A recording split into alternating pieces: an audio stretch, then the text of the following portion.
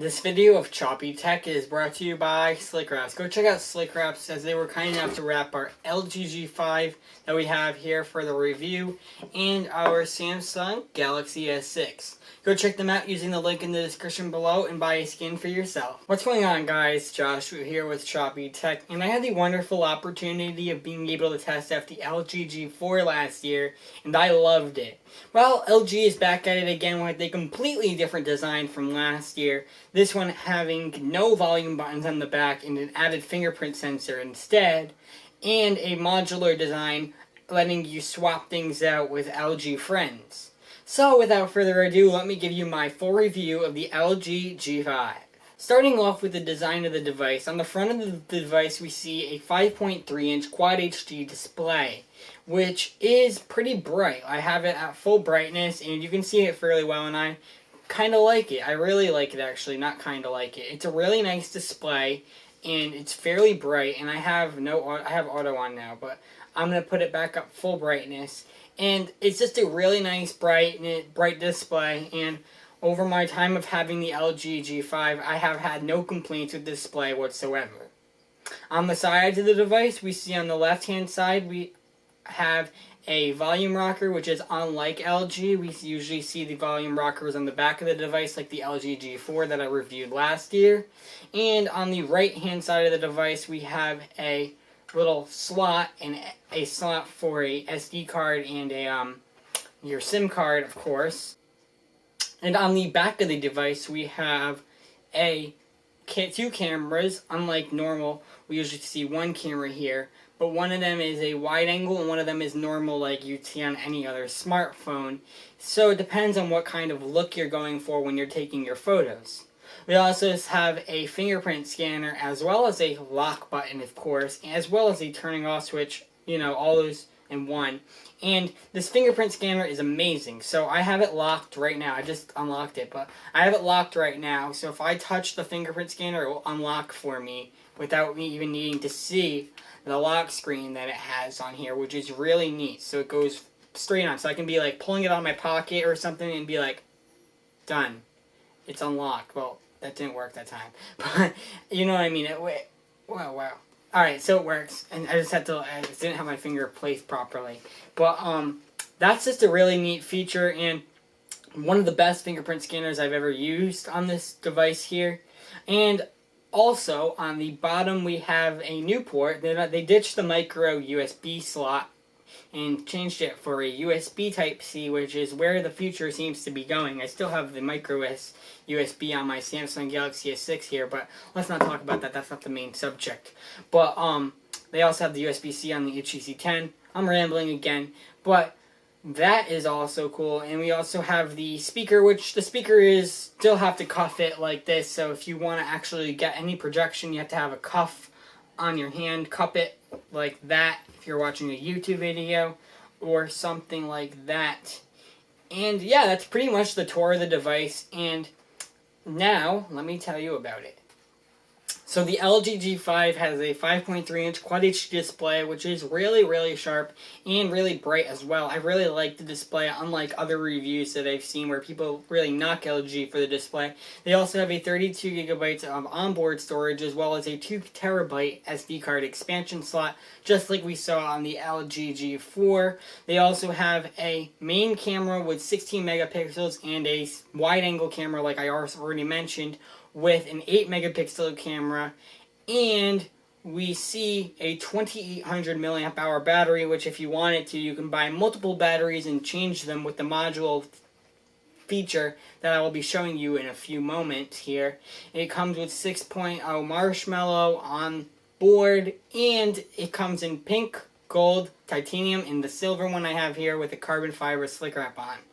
So it's pretty good. And it has also a Qualcomm Snapdragon 820 processor, which will take anything you throw at it, whether you want to play a racing game or just go on with your daily tasks. The Qualcomm Snapdragon 820 will not lag on the LG G5, and it is running pretty smoothly with the specs that is included. Also, I forgot to mention 4 gigabytes of RAM, so you're all good with that. That has the same amount of RAM that my computer has, where I edit all the Choppy Tech videos on. So this phone can handle 4 gigabytes of RAM, and all the specs that come with it. And the battery life actually is really good. I took it off the charger about 20 minutes ago, and it hasn't dropped 1% yet, which is really good. Granted, I haven't been using it much, but great battery life, great standby time. It lasts a good day if you want, maybe a good day and a half. If you want to stretch it and you're an average consumer, you can probably get a good 2 days out of this, and you can even swap them. So talking about swapping batteries, LG created something new this year, and they brought a modular design on board. So as you can see, I pulled it apart with this, like so I can just go back in, and I can click it back out with the button on the sides here. On the left hand side, you have a little button where underneath the volume switch, and if I wanted to, I can pull it out and I can swap it or something, or get one of LG's camera module components and put that on here, or a audio one, or any of that. So pulling this battery out is actually kind of scary, to be honest with you. I do not recommend trying to, because I'm almost about to break it, which is really, really difficult. Yes, this is a very difficult task. I'm not going to play with it right now, but definitely not the best design with the battery. I'm not a big fan because it's very, very, very fragile, I guess you can say would be the best word to describe it. So let's talk about the camera for a moment here. So I'm currently using the wide angle one right now, and I actually shot my B-roll footage that you guys have been seeing up overhead with this camera, and it's actually really good. I did mess it with it, and the only problem I have with this camera app is that in previous ones, like last year, LG allowed you to record like footage in their onboard camera app, but you're not able to do that in manual mode on their onboard camera app anymore. You can only do it in auto mode, which is kind of a bummer because I would love to use manual mode using LG's app, as LG's app has really good features with the manual mode. It has white balance, you can do manual focus and all that great stuff, exposure, ISO, shutter speed, all that stuff.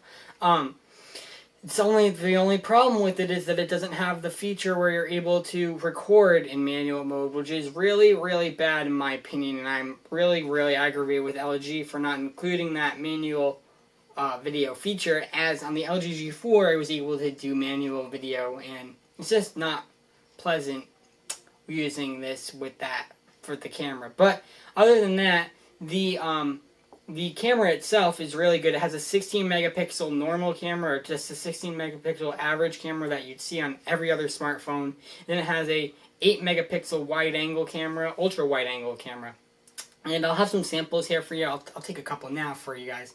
But the wide angle camera is really, really wide, and you can definitely catch a different angle. So what I'll do here is I'll take a picture with the wide angle on it, and then I'll not move the camera, and I'll take it with the wide angle off, and you guys can be the judge. Let me switch it, auto mode, because I'll be able to catch everything better. But we'll go wide angle, we'll go normal, and then we'll go wide angle. And the wide angle one is really, really wide. And the autofocus with the laser autofocus, LG does not disappoint with that. Laser autofocus, as well as the flash, works really well too.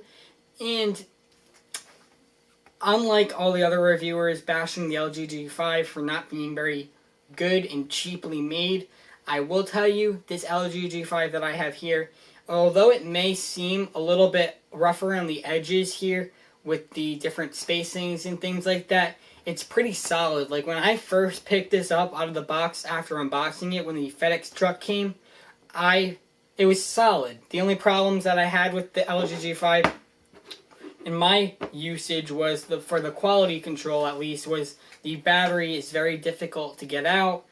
And yeah, I think that's pretty much it for quality control. So let's talk about LG's software. So we all know LG has a different software this year where they do not let you have an app drawer. But I know that you can include one. But I actually opted without having the app drawer on my unit here.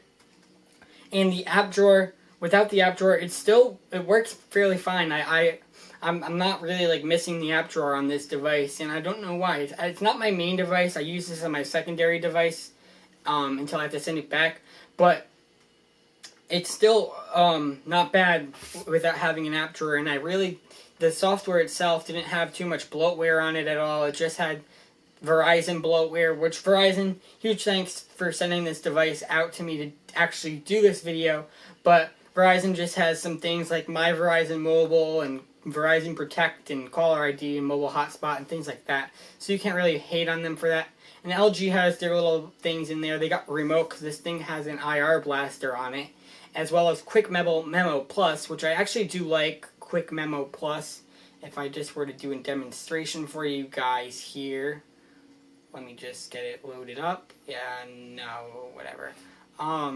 So Quick Memo Plus, you can like draw and things like that. It's kind of like Google Keep, and it's just a really nice onboard app. I actually do like it. I used it on the LG G4 when I had that device. And LG also has some other tools like the calculator and file manager and voice recorder, so not too much bloatware. Amazon also has their own little advertisement in here where it's like Amazon Shopping and Amazon Kindle. So not too bad with the bloatware on this device this year. And the software is optimized very well with the hardware, and the 4 gigabytes of RAM with the Snapdragon 820 and all this stuff together works really well on this device, and overall gives a pleasant experience. So that's going to do it for me. Thank you guys so much for watching. If you have any questions about the LG G5, maybe I missed something that I was supposed to cover on this, definitely leave those in the comments down below, as I love answering your questions about products that I get to try out. Also, get subscribed to the channel and check me out on Snapchat, as well as checking out my second channel, Choppy Vlogs, where I do little vlogs videos, and I actually am vlogging right now, but I'm not vlogging right now at the same time. I use the same camera on Choppy Vlogs, so not vlogging right now, but I am vlogging my day as I do film today. So that's going to do it for me. Thank you guys so much for watching, and I'll see you guys in my next video. Let's try and get 30 likes on this. Peace.